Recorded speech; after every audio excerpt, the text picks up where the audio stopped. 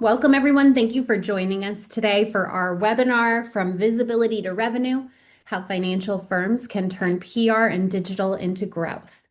I'm Jennifer Kendall, Media Relations Director at Gavin. For those who may not know us, GAVIN Fi is the financial services team at Gavin, a nationally recognized integrated communications agency that partners with financial organizations, connecting public relations, digital strategy, content, and creative to drive measurable business outcomes.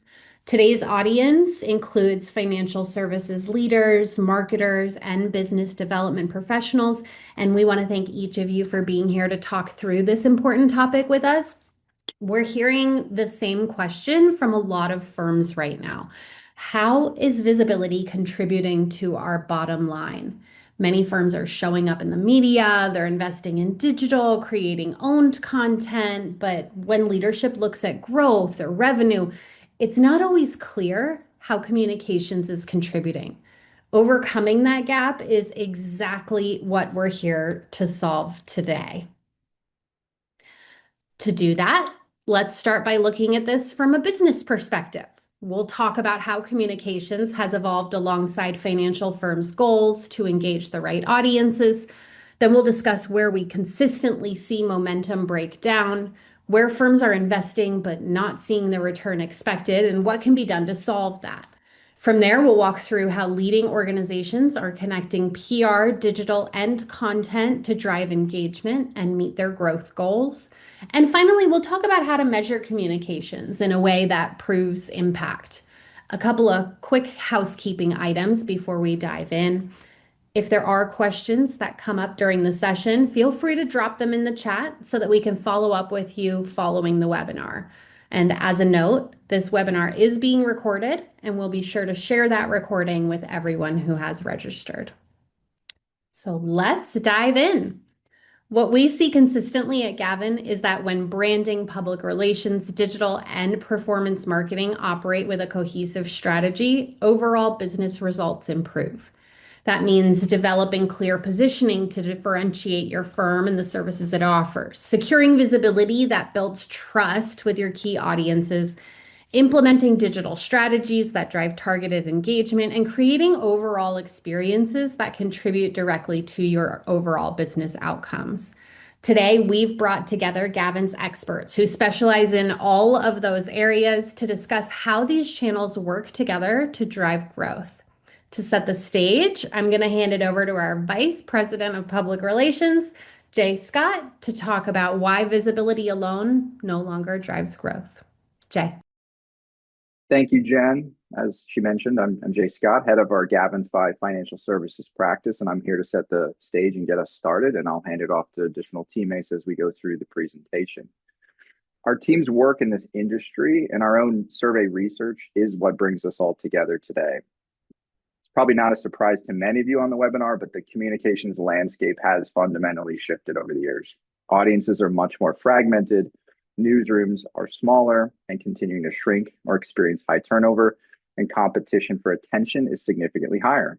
There's more independent advisory firms launching every year. M&A activity has been setting records the past few quarters, and everyone is looking to stand out to either next-gen clients or elevate new leaders. In the banking sector, competition and consolidation continues to evolve as geographic expansions, changing regulatory environment, and deals tied to specialized fintech are everywhere you look. We know more and more reporters are rejecting irrelevant pitches. In fact, it's 4 out of 5 are rejecting it, and response rates continue to decline. So organic outreach isn't landing. Our own research shows that nearly 90% of financial services marketing teams say breaking through in a crowded media landscape is a top challenge in PR and media engagement. As PR professionals, we continue to find ways to tell these stories and get our subject matter experts out there. That said, visibility alone is not a growth strategy. To drive business outcomes today, financial services brands need a more integrated approach. You'll hear a lot of integration in this conversation. You hear the word connected quite a bit, because we're really trying to come at it as one integrated solution, something that combines earned media, investments, and time committed to own content and digital amplification to control the narrative, reach the right audiences, and convert attention into measurable impact. Visibility creates awareness, integration is what turns it into growth. So, what financial organizations told us? What we're seeing in both our data and our experience of working with dozens of financial brands over the past decade, from wealth management firms, banks and credit unions to employee benefit and tax advisory consultants, is a steady shift in how communications drives results. Financial services marketers want to know how to build stronger content ecosystems to support organic brand growth and differentiate their organizations.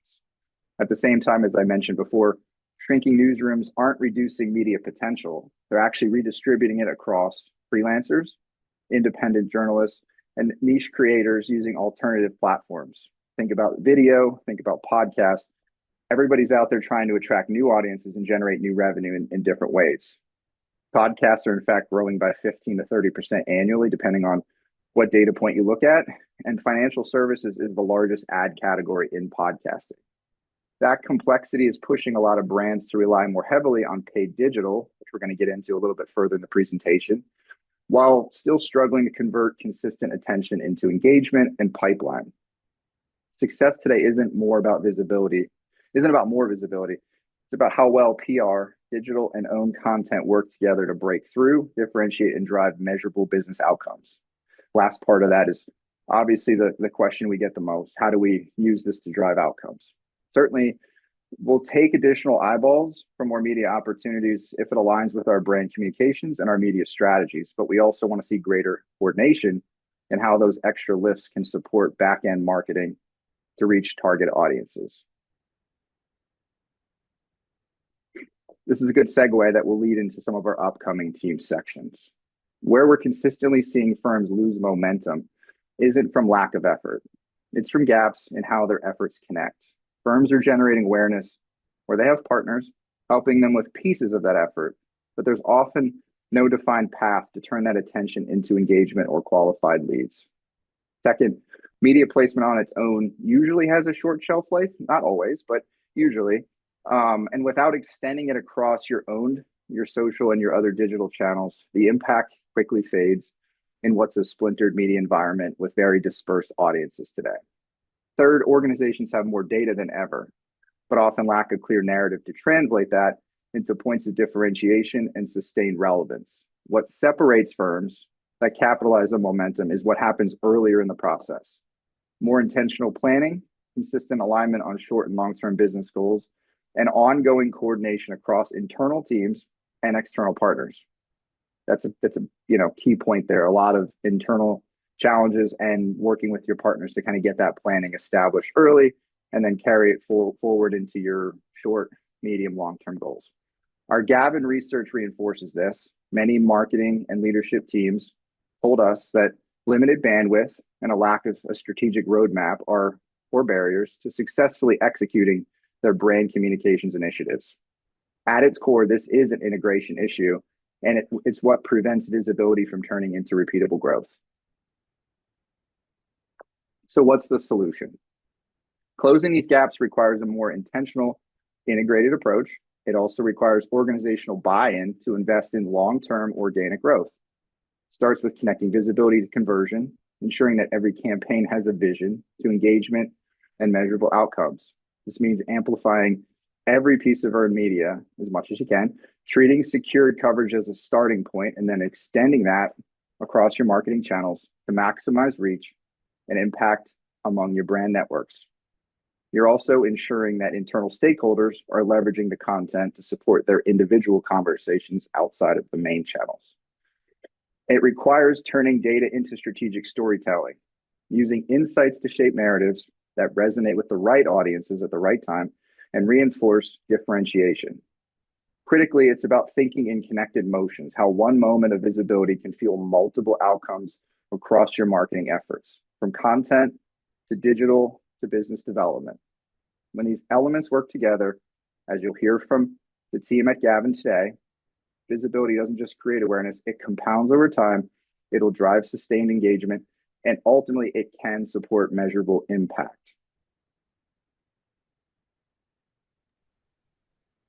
Thanks, Jay. So once that visibility is created, the next question becomes, how do we turn that into growth. We have Michaela Maurer, Director of Digital Marketing Strategy, and Nicole Chenoweth, Public Relations Manager, with us today to walk us through that. Nicole and Michaela. Thanks, Jen, and thank you all so much for joining us today. So, I work with our clients on media relations, supporting them with pitching, outreach, and how to take their brand storytelling to the next level. And I work with our clients to implement high-performing paid digital campaigns, strategic SEO initiatives, targeted email marketing campaigns, and more. When we partner with firms on earned media, coverage is not the finish line. It's just the starting point. A lot of firms think, great, we got a placement, and then it just kind of sits there. And that's where we see a disconnect, because firms that actually see growth from PR are the ones that actually do something with it. Exactly. What matters is what happens after the coverage, how it gets used, repurposed, shared, and built into your broader strategy. So today we're going to walk through how that really works, how you can go from coverage to visibility to trust to actual business impact. We've had clients that have had, they've landed great coverage, but it really didn't move the needle until we changed how they used it. For instance, we had one client that kind of integrated their coverage into their paid campaigns to amplify the reach and build that third-party credibility to the audiences who may not have known them before. This kind of paired with that paid targeted reach helped to showcase that trustworthiness right from the start. One thing we always ask clients is, what do you actually want this coverage to do for you? Because if they haven't defined that outcome that they're really looking for, it's easy for it to just become a vanity metric. And that's where we see a shift with more mature firms. They're not just tracking placements, they're really just thinking about outcomes.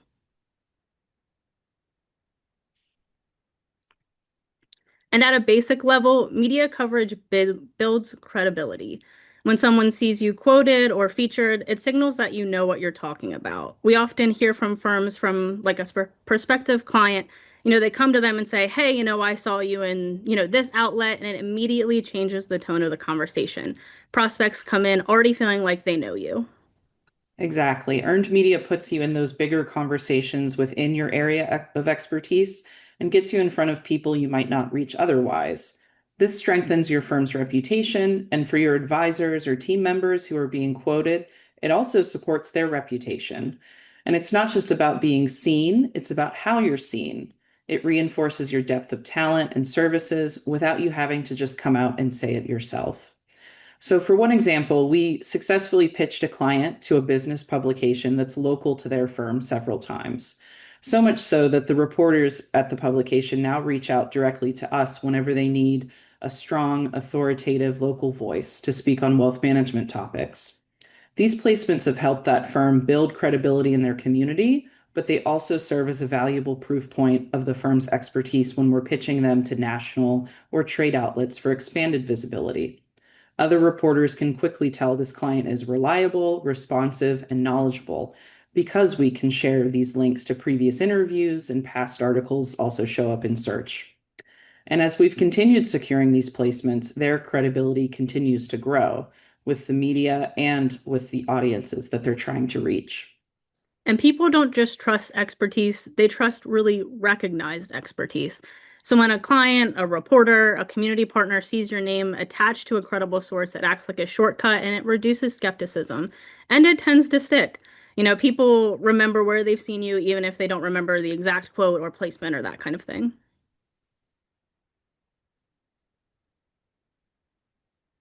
So let's talk about what happens after that placement. Getting coverage is one thing, actually using it to support your business is another. And the firms that do this well don't just celebrate the placement, they put it to work. They use it in conversations, in follow-ups, and as a part of how they show up to prospects. It helps make outreach easier. It gives prospects something concrete to react to, and it also helps build their confidence during the decision-making process. For example, we have a client that's super focused on retirement planning services, and we've landed them a few placements related to that topic that really showcase their unique approach. Now, whenever they start a conversation with a new prospect, they have that third-party validation of their expertise that they can point to, share it with the prospect, or they can even use it in an email campaign to a targeted list. And it also gives you content you can keep using and not just a one-time win. When that content is repurposed, especially when, thinking about it with digital at the forefront, that's where we see a shift in how prospective clients are paying attention to you. So, repurposing that content across digital channels like a blog can help feed into things like generative search and SEO to help you stand out as a thought leader by publishing, unique ideas and content that actually helps your clients. Things like keeping generative search top of mind right now is especially important because AI adoption has continued to increase. A recent study that we found showed that daily AI tool usage more than doubled from February of 2025 to November of 2025. So that's a huge jump and something to just pay attention to, just as one opportunity to make your placements work harder for you. Even something simple like just linking to a recent article where you were quoted in, that can change how a prospect engages with your firm. Because if it's not easy to access and not easy to use, or it doesn't contain information that really gets at what your clients want, it probably won't get used. So even small things like having a few ready to go links or examples can make a big difference. And timing matters too, like sharing coverage right after it hits. That's great. But finding ways to use it later whenever it's relevant to a conversation with a client is often even more impactful. So, take for example, we just finished up tax season, right? We have a lot of clients that are focused on elevating their tax planning services. Maybe a client's quoted in a story about a recent tax law change. They can reshare that article during the tax season to align with that service that they're promoting. And we also see this help kind of shift conversations a bit too, from what do you do to how you think about this, which is a really strong position to be in. And one big shift too is, media just isn't traditional outlets anymore. Your audience is spread across a bunch of different platforms, so your visibility needs to be too. And that could be podcasts, TV, webinars, video. Each one reaches people in a different way. And, each format does something a little different too. Podcasts let you go deeper about a subject. TV builds familiarity. Webinars create that interaction between, you and prospective clients or current clients. And the goal is not to be everywhere all at once. It's to show up in the places that make sense for the audience that you're trying to reach. So, for example, we had a client who has specialized expertise in divorce financial advising. He appeared on a podcast that we identified that's very focused on going through the divorce process in general. It's a very specific podcast topic, obviously, with a very specific audience. And from that single episode he appeared in, he landed a multi-million-dollar client. And this leads me to another really important point. Media preferences vary. So some people might read an article, some will listen to a podcast, and some will only engage with a short video. So, like, again, the more formats that you're in, the more chances you have to meet people kind of where they are and where they consume content. And that also reinforces your message. So if someone sees you quoted, then hears you on a podcast, then maybe sees a clip on your LinkedIn profile, that repetition builds familiarity, and that familiarity is a huge part of trust. So I hope what you've gained so far from Michaela and I is that it's really focusing on the importance of putting your coverage to work instead of just letting it sit. Coming up next, our colleagues Katie and Sophie are going to dig into this a little bit more.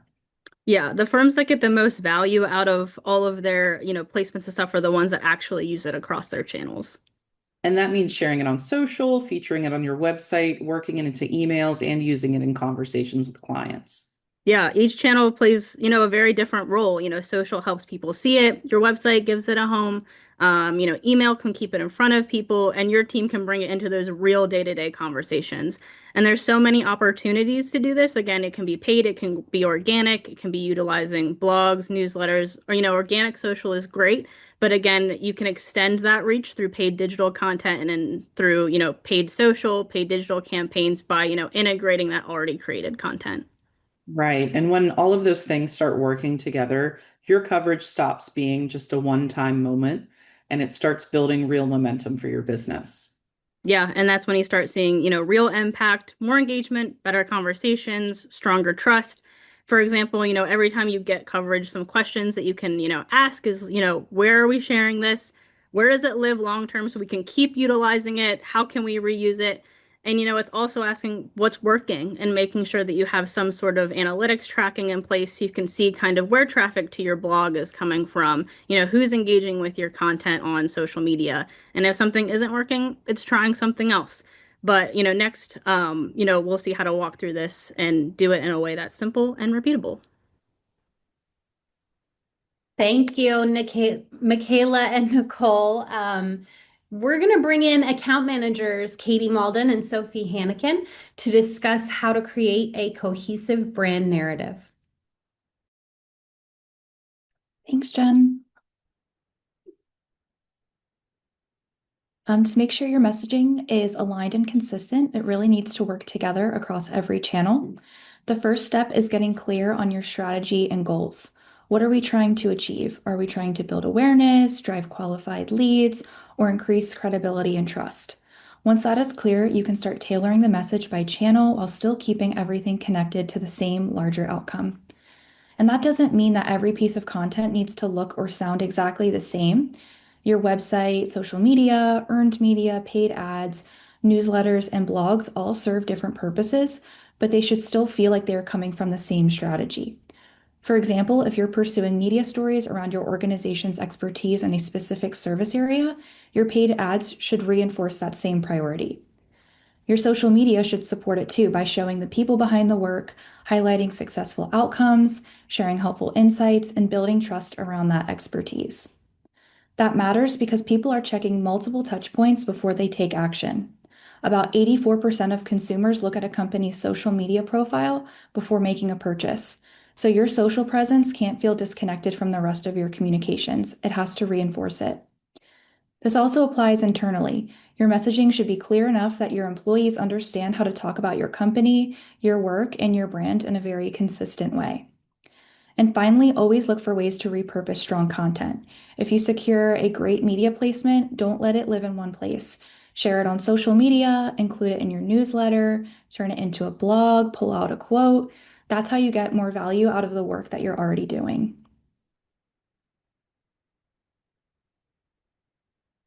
Right, for the next section, I'm going to pass it to Sophie, who will walk through how to move one story across multiple channels while keeping the strategy and messaging clear, but tailoring the execution for each platform. Great, thanks, Katie. Could we move forward to the next slide, please?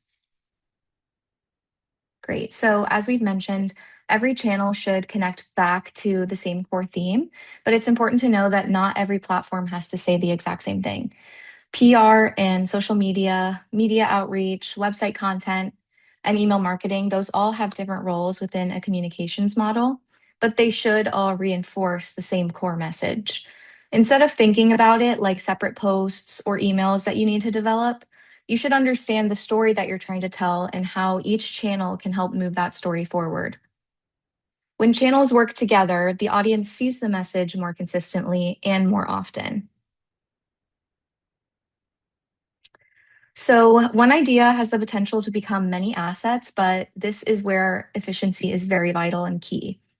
From writing new content, creating visuals, updating your website, drafting email newsletters, posting social content, and just making sure that the message stays consistent, powering multiple channels takes a lot of time and energy. And if every channel is treated as a separate task, the workload can become super overwhelming very quickly. By strategically repurposing content, your team can get more value out of one strong idea rather than starting from scratch each time. In the example you're seeing on the screen here, we recommended that this client use the quarterly blog developed by their partners as the basis for additional content, like a quick high-level blog overview video, which they then used for their newsletter. The benefit of this is that, yes, you are getting more content, but your team is also using its time more strategically. By identifying the core theme, deciding which audiences need to hear it, mapping which channels make the most sense, and adapting the message for each platform, and then from there building the assets from the same foundation, you can reduce duplicate work, keep the message aligned, and extend the life of the story.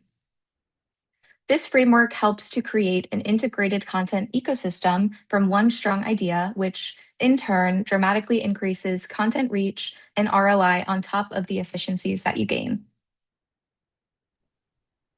Thank you, Sophie and Katie. Once communications channels are working together, the next question becomes, how do you measure the return? Let's bring back Jay Scott, our VP of PR, and bring in Marcos Ortega, Public Relations Manager, to walk through how to determine your ROI. Thank you, Jen. I'm Marcos. I'm a PR manager at Gavin. I work closely with financial organizations on PR and marketing, helping them to connect communications efforts to business outcomes. Next slide, please.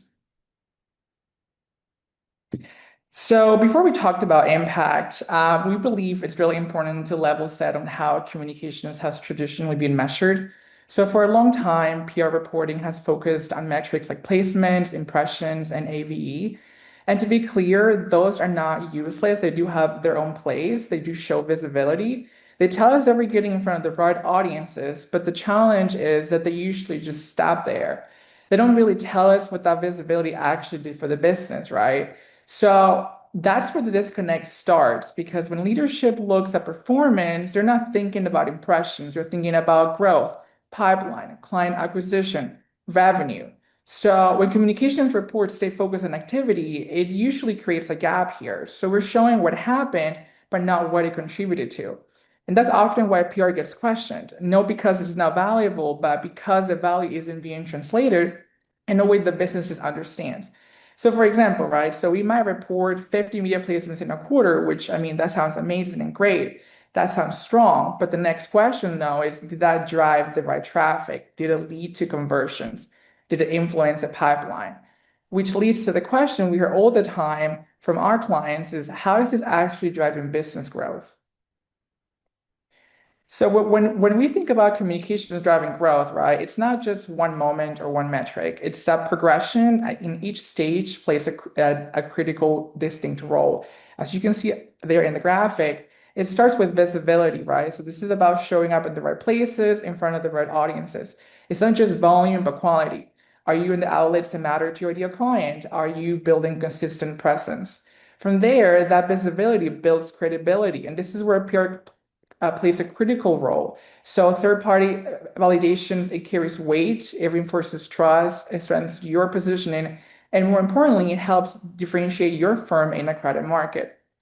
Then we move into engagement. So this is where things start to become a little bit more tangible. People are taking action, like they're clicking through your media coverage, they're spending time on your site, they're engaging with your content and interacting on social media. So at this point, you're no longer just being seen, you're also being considered, which that leads into business development.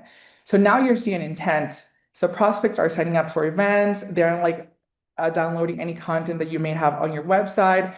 They're reaching out to you. They're starting like those important conversations. So these are the moments where communications begins to really support the pipeline. And ultimately, all this contributes to revenue. So new client relationships, expanded opportunities, and long-term growth.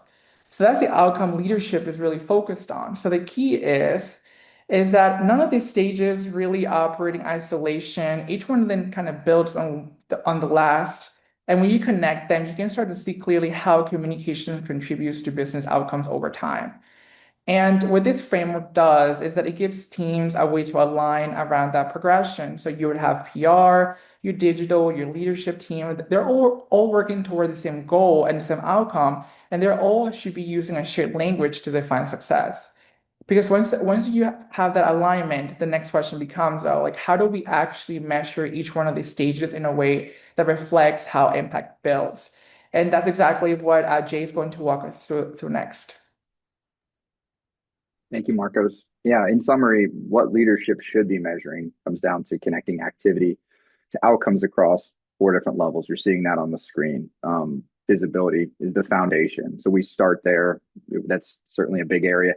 But it's not just about how much attention you're getting, but where you're showing up, how often, what narratives you're building, or maybe it's one narrative that you're building and you're continuing to build on that for that subject matter expert. Oftentimes it's multiple. Oftentimes it's a group of maybe 3 to 5 subject matter experts as you grow. But that's the foundational piece of this. The next is really the engagement. And I think it's, the focus here is, are the right audiences interacting through website traffic, through social channels and consuming the content? And where is that interest coming from? How are they getting there? Where are they going after? Then it signals, Marcos mentioned a few of these, but really these are important as you're running campaigns, as you're continuing to get out there in the community and do different things. It's event registrations, it's content downloads, it's new or increased inbound inquiries that show intent is forming and expanding into prospects. Finally, it is business impact over time. It's new client relationships that are forming.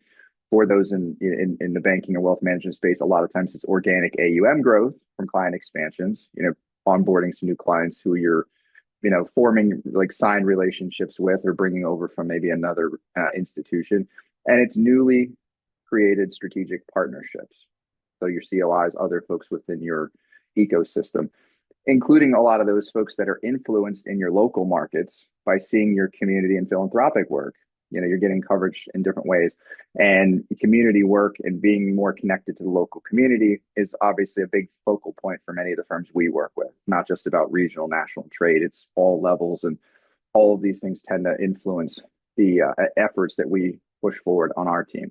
So one RA we work with illustrates this. They had a strong national planning and investment coverage focus group, and they were getting local visibility because of their civic engagement efforts. But it wasn't compounding because their coverage wasn't consistently being amplified. It wasn't tied to a clear narrative around legacy and stewardship. Once we helped them better connect that story across their marketing channels and reinforce it through various advisor and digital interactions internally, externally, we saw engagement increase. We saw inbound interest become more qualified. We saw business conversions, beginning to shift more towards values, legacy, and long-term planning conversations that they were then having with new clients. Different conversation, bringing in new voices who value different things. It goes back to the early part of what we said in this conversation, the planning, the pre-planning, and kind of going through everything and how these things connect for short, medium, long-term business goals, who you're trying to reach. These metrics only work when they are connected. In our experience, it has to work in tandem, or it doesn't necessarily move the needle quickly enough for many of the folks that may be tuned into this webinar. Visibility becomes momentum when it's translated across the full marketing funnel. Thank you, Jay and Marcos. So now that you're thinking about what you're measuring to meet your goals, the next step is optimizing it to drive even more action. So we have Rick Holberg, Vice President of Creative, and Michaela Maurer, Director of Digital Marketing Strategy, and they're going to explain. Perfect. Thanks, Jen. Yeah, let's get into driving awareness and lead generation. So if we can go to the next slide, please. So for paid digital campaigns, they help financial organizations reach highly targeted audiences and generate measurable engagement. So effective campaigns focus on a few different things. So we want to highlight, precise audience targeting. So with paid digital campaigns, precise audience targeting can help you reach exactly who you want and even kind of find new audiences. So different tactics have different strengths. Like search ads can help you bid on specific keywords like that individuals are searching for, like, retirement planning or small business financial planning. Display and social media ads can reach specific demographics where they regularly consume content. You can target things like specific job titles, income for, high net worth individuals, and, a lot of other things. With, it's also about utilizing platform-specific content and messaging that can make your paid campaign stand out against competitors. So it's using, short-form video, testimonials, taking clips and information from, some of that coverage and that third-party credibility to generate these. So that puts some of that trustworthiness behind your ads. It's also about how you approach paid digital campaigns, as they can be optimized for your specific goals. So, there's a need for awareness, as someone probably isn't going to interact with your ad after they've seen it, once. It usually takes about 7 times for someone to kind of see your brand and get familiar with it before they take a meaningful action. So it's, building up on that frequency and how many times someone sees your ad, but then it's turning that awareness into action with retargeting campaigns and more traffic-based campaigns for lead generation and, showcasing those who may have already seen your ad and still a need to take action. But it's also, looking at the effectiveness of campaigns. It's never really like, hey, I'm going to set this up and just kind of let it run. It's not set it and forget it. It's about seeing, what tactics are working, what's driving website traffic, what's driving engagement, form fills, phone calls, or, whatever is your source for leads. Optimization is the key for continued growth. And once you get that traffic to your site, the importance is driving action. And Rick's going to get into some ways to do this.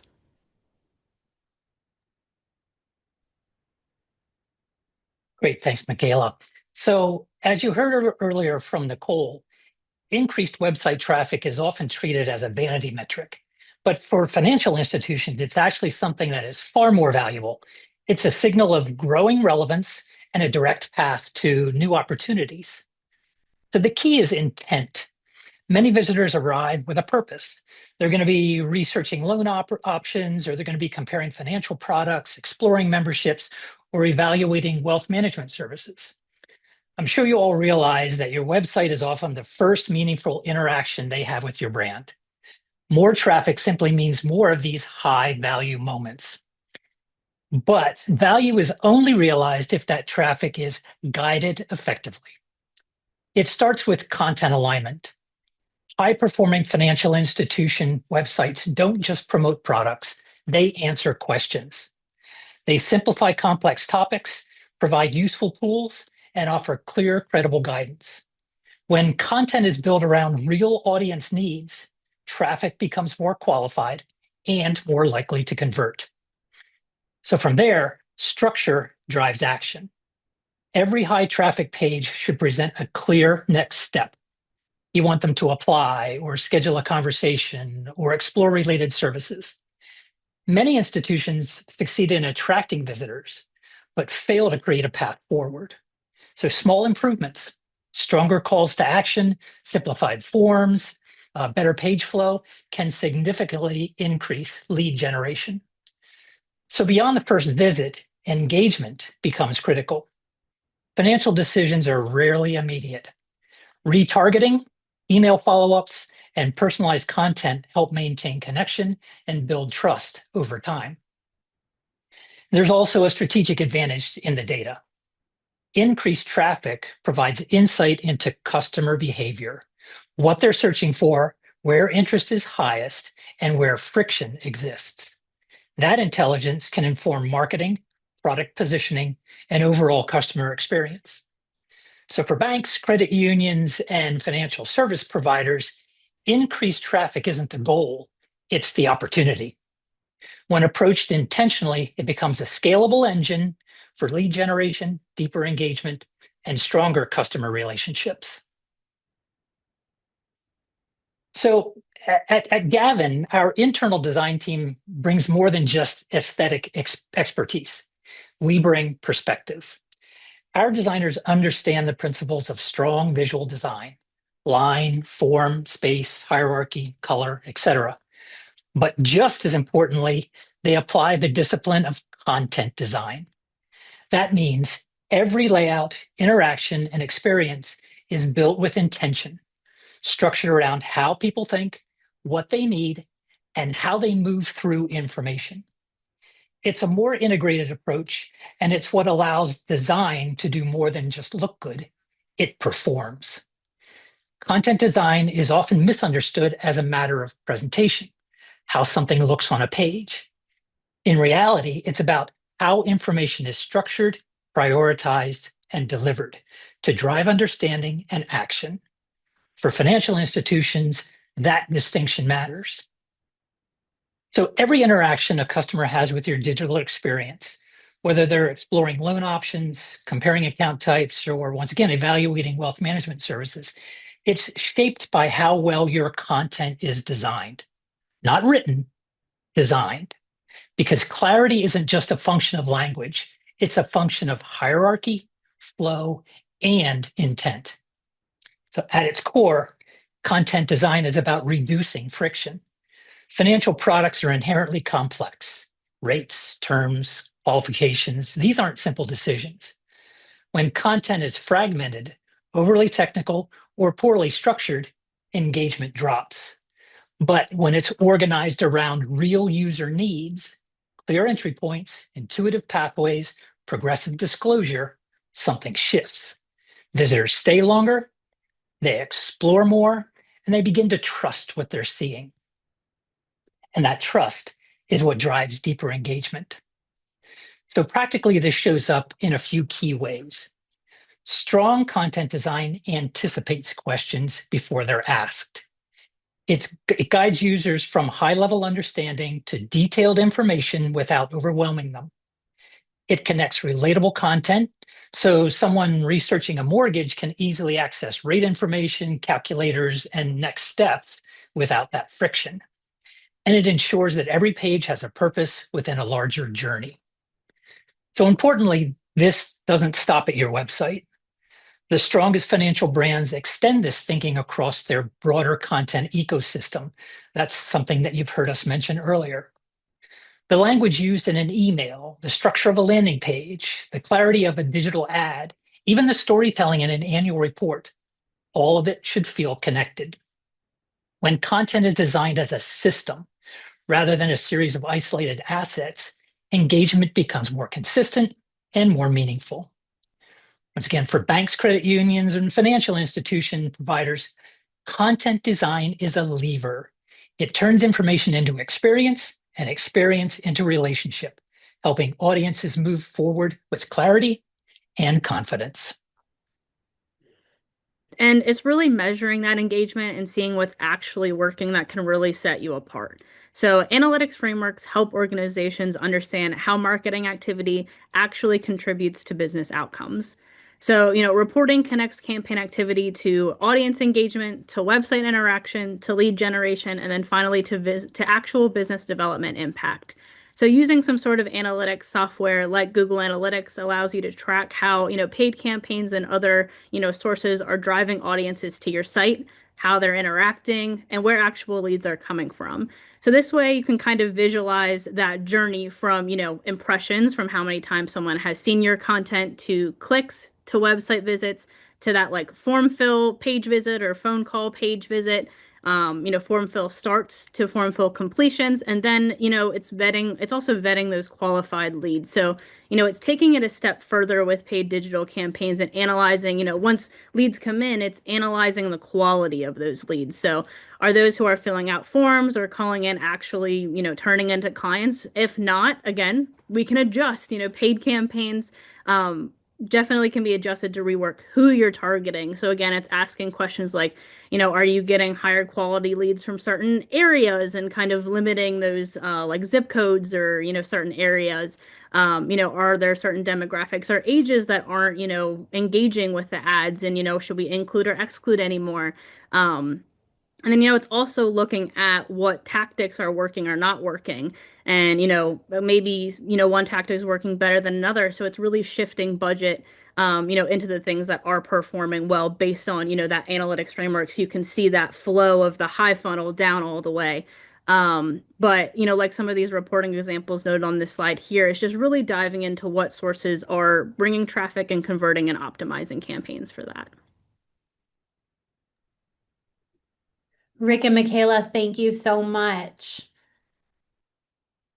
We wanted to address some of the great questions that we also received during registration and have our team respond to some of those right now. So if you have additional questions, please feel free to drop them in the chat so that we can follow up with you after the webinar. But to start, question 1 here, how long does it typically take to see real business impact from communications efforts? And we're going to go to Nicole for this. Sure. Thank you, Jen. So you'll likely start to see early results like improved social media engagement or increased web traffic pretty quickly, maybe within like the first few months.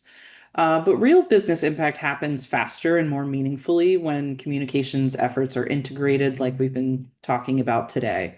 We see results from individual tactics, but when PR, digital, and content are all working together, that's when we start to hear things from clients like we're seeing stronger leads come in, or this particular service area is bringing in more requests for information. Integration helps jumpstart the impact that clients see whenever they start investing in individual tactics. But even when a client just starts with maybe PR support focused on earned media, we've seen upticks in new client inquiries and social media engagement in just a couple of months. Thanks, Nicole. Question 2, what does alignment between PR and digital actually look like on a day-to-day basis? Michaela, we're going to have you jump in here. Yeah, thanks, Jen. But it just really comes down to thinking about every PR opportunity and how that can fit into a digital lens, and vice versa with turning digital content into a PR opportunity. So like one, just example of something that you could do to try this is maybe, try having a shared calendar or like a working document where you can kind of see everything in one place so that content doesn't just live in isolation, like we talked about kind of before, in one media placement, but that media placement, it gets put into a blog with larger context for, thought leadership. But then, on the flip side, paid digital campaign, themes that you're developing also turn into things like pitching ideas and so on. So just keeping that all together. So you kind of see what, from a high level, everything that's going on, so it can really be repurposed together. Thanks, Michaela. All right, Rick, we're going to come to you for this one. How do you get internal buy-in from leadership to shift away from traditional metrics like impressions and AVE? Sure. Thanks, Jen. Well, you don't win that shift through argument. You win it by redefining what success looks like. So annual reports, for example, are a powerful lever because they signal at the highest level what leadership values and what they choose to measure. They're both a report and a story. In our work with CDFI Finanta, we use their annual report to move beyond impressions and AVE, aligning performance with community impact and accountability. So when leaders see metrics like these that better reflect mission, outcomes, and progress, not just vain visibility, they begin to adopt a more meaningful definition of success. Over time, that clarity creates internal alignment and naturally shifts buy-in toward metrics that actually matter. Thank you, Rick. And Sophie, let's have you take the last question here. What's one quick win firms can implement right away to start turning visibility into measurable results? Yeah, this is a great question. Firms should start by thinking about how they want to measure the results. Nicole touched on this a little earlier, but before you secure earned media coverage, how do you want your audience to respond? When you're translating your earned media wins into social posts or incorporating quotes into your newsletter, what is the action that you want your audience to take from there? By focusing on the outcomes that you want from the very beginning, firms have every channel, the opportunity to make every channel more intentional, and they move more from reporting activity to understanding how engagement maps to the measurement goal that they set out to achieve, whether that goal was met or if there are gaps that they need to address as they move forward. So, for instance, we started working with a firm that knew their social media platforms needed a little bit of guidance. And we created a workflow for them on how they can incorporate their earned media into the social content calendars. From there, we started measuring engagement, follower count, and impressions. And setting that as an initial goal helped us build toward other goals like increased web traffic and form fills. Thank you, Sophie. And before we wrap up the webinar today, we wanted to bring this all together. If there are 4 things that you take away from this session, we hope it's this. First, don't settle for visibility alone. Awareness matters, but real growth happens when visibility is amplified and connected across channels. Second, integration drives momentum. PR, digital content, and creative perform best when they work together as one connected system. Third, measure what matters. Focus on the metrics that are tied to your business goals and the objectives you need to reach to meet those goals. And fourth, turn strategy into action. The strongest firms create clear paths from visibility to trust to engagement and then ultimately to overall business outcomes. Before we go, we do want to share a few ways that you can stay connected with GAVIN Fi. We'll also be following up with everybody who registered to share the webinar recording and respond to any questions that you might drop in the chat. We do want to invite you to explore more about GAVIN's services, subscribe to our newsletter, and access additional resources and expert insights built specifically for financial firms and teams on our website. Yeah, everything we've covered today is about helping financial services brands, both B2B and B2C. We work with a little bit of everybody across the board. And it's about, connecting visibility, engagement, and business outcomes in a more intentional way. So hopefully that's what you've heard today, and you're able to take something from this and apply it to your business. And if you want us to audit your current approach or explore how this applies to your team, you can scan the QR code on this slide to schedule time with us directly. And you can also stay tuned for future GAVIN Fi content as we continue to share insights like these throughout the course of 2026. Thank you for joining us today.